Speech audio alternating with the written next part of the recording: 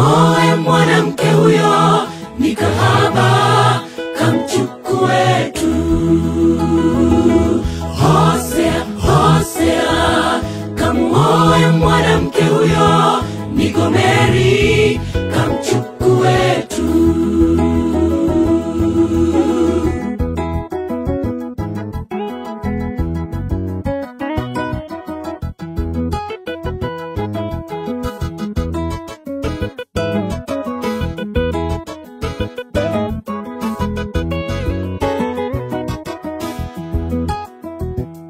Wana wa Israeli walitenda dhambi, mara nyingi walianguka. Mungu alirudia kusema nao, moyo wake uliumizwa kwa tendo hilo. Mungu katoa kielelezo kupitia Hosea.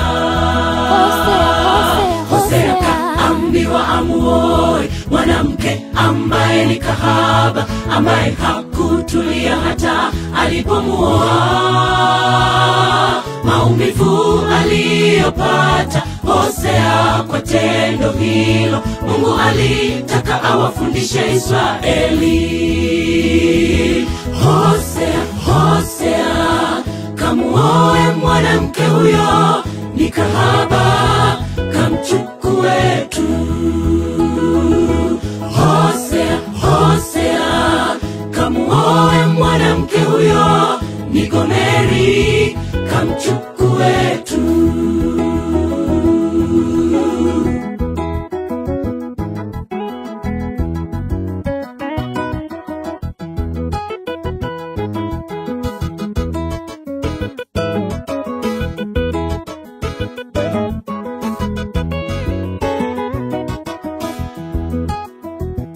Hivi ndivyo Bwana anavyojishusha kututafuta, katika uzinzi wa kiroho tukiwa tumemuacha, na hata bado anapotuijia tunamkimbia.